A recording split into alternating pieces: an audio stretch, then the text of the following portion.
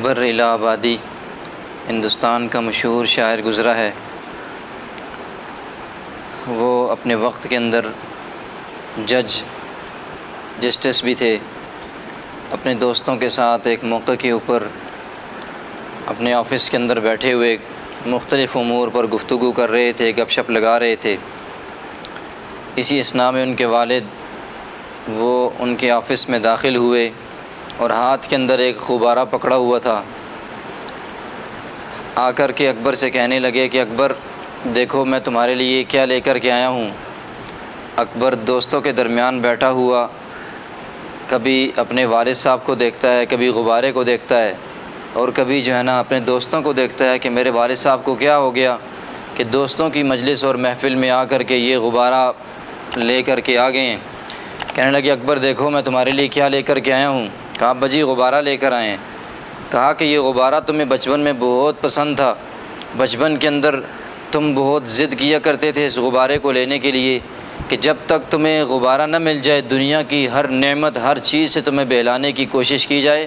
تم اسے نہیں لیتے تھے۔ بس تمہاری ایک ہی رٹ ہوتی تھی، ایک ہی ضد ہوتی تھی کہ مجھے غبارہ چاہیے اور بس، اور دنیا کی کوئی چیز نہیں لیتا۔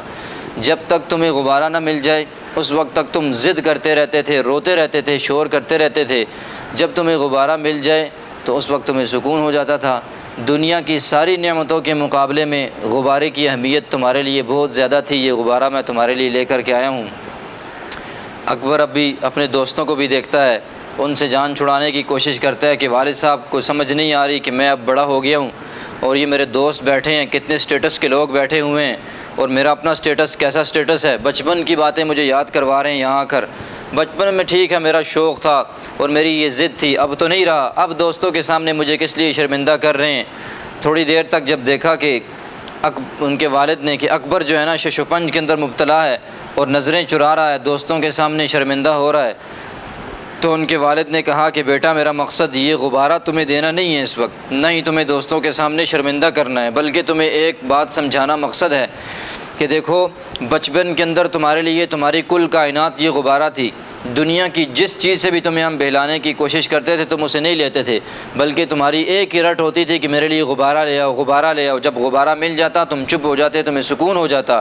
بچپن کے اندر تمہاری کل کائنات صرف ایک غبارہ ہوا کرتا تھا، لیکن آج جب تم بڑے ہو گئے ہو، ایک سٹیٹس کے اوپر ہو، ایک منصب کے اوپر، ایک عہدے کے اوپر ہو، تمہارے دوستوں کا بھی ایک سٹیٹس ہے، تمہارا ایک الگ رہن سہن ہے، ایک سٹائل ہے تمہارا۔ اس وقت اگر تمہیں بچپن کی چیز تمہارے ہاتھ میں دی جائے تو تمہیں کتنا عجیب لگتا ہے کہ جس چیز کو تم بچپن کے اندر اپنی ساری کائنات اور ساری دنیا سمجھ رہے تھے، جس کے لیے تم ضد کرتے تھے، روتے تھے، آج تم سمجھتے ہو کہ یار بچپن میں کیسا پاگل آدمی تھا، کیسا میں تھا بچہ، تو میں اس ایک ٹکے کے غبارے کے لیے رویا کرتا تھا، کیسی میری سوچ اور فکر تھی کہ میں دنیا کی ہر نعمت کے مقابلے میں اس غبارے کو ترجیح دیتا تھا۔ آج تمہیں اپنے بچپن کی چیزیں تمہارے سامنے رکھی جاتی ہیں، تم پریشان ہوتے ہو، تم خوش نہیں ہوتے، تم شرمندہ ہوتے ہو۔ تو بیٹا دیکھو آج اللہ نے تمہیں دنیا کے اندر جس سٹیٹس کو، جس مقام اور مرتبے کو، جس حیثیت کو تم آج بہت بڑی چیز سمجھتے ہو، جس رہن سہن کو، جس عہدے کو، جس منصب اور مقام اور مرتبے کو آج تم بہت کچھ سمجھتے ہو، کل اللہ قیامت والے دن اگر تمہارے سامنے تمہارے اسی منصب کو، تمہارے اسی عہدے کو، تمہارے اسی سٹیٹس کو لا کر کے دے دیں کہ اکبر یہ تمہارا سٹیٹس ہے جس کے لیے تم ساری زندگی کھپاتے رہے، یہ وہ عہدہ ہے، یہ وہ تمہاری حیثیت ہے جو دنیا کے اندر تم جس کے پیچھے لگے رہے اور مجھے بھول گئے، آج میں تمہیں یہ سارا سٹیٹس واپس کرتا ہوں، آج تمہیں دوبارہ یہ سٹیٹس تمہیں دیتا ہوں، تمہاری حیثیت، مقام اور مرتبہ۔ تو اس وقت دیکھو بیٹا تمہاری کہیں حیثیت، تمہارا کہیں یہی جو ہے نا تمہاری صورت نہ بن جائے جیسے اب بچپن کی چیزیں تمہیں لگتی ہیں کہ یہ تو کسی بھی حیثیت کی نہیں ہے، تو ایسا نہ ہو قیامت والے دن جب ساری دنیا کے انسان جمع ہوں گے، اللہ تمہیں دنیا والوں کے سامنے دنیا کا مقام اور مرتبہ جسے آج تم سب کچھ سمجھتے ہو، جن دوستوں کی مجلس کو، سٹیٹس کو آج تم سب کچھ سمجھتے ہو، اللہ جب تمہیں یہ عطا کریں گے اس وقت کہیں گے یہ لو تمہارا دنیا کا سٹیٹس کہ ساری زندگی اس کے پیچھے لگا دی، اس وقت کہیں تمہیں شرمندگی نہ ہو، تمہیں کہیں اس وقت پریشانی نہ ہو، تم کہیں اس وقت لوگوں سے نظریں نہ چرانا شروع کر دو۔ تو بیٹا دیکھو آج جوانی کے اندر بچپن کی چیز تمہارے لیے کوئی حیثیت نہیں رکھتی، تم بچپن کی اپنی سوچ اور فکر کو کسی حیثیت کا نہیں سمجھتے، بلکہ اپنے آپ کو یہ کہتے ہو کہ میں کیسا انسان تھا کہ بچپن میں ان چیزوں کے جو ہے نا میں اپنے آپ کے لیے پوری کائنات سمجھتا تھا، تو بیٹا دیکھو قیامت والے دن کہیں آج دنیا میں جس چیز کے پیچھے دوڑتے ہو، جس چیز کے پیچھے مرتے ہو، جن مجلسوں کے پیچھے دوڑتے ہو، جس مقام اور مرتبے کے پیچھے اللہ اگر تمہیں یہی اس وقت دینا چاہیں تو اس وقت چونکہ یہ کام نہیں آئیں گے، اس وقت تو اللہ تعالیٰ کے ہاں نیکی کی کرنسی چلے گی، نیکی والے کا تقوی والے کا مقام اور مرتبہ ہوگا۔ تو ایسا نہ ہو کہ آج کی اس تم چیزوں کے اوپر بھی اس وقت تمہیں ساری دنیا کے سامنے پریشان ہونا پڑے،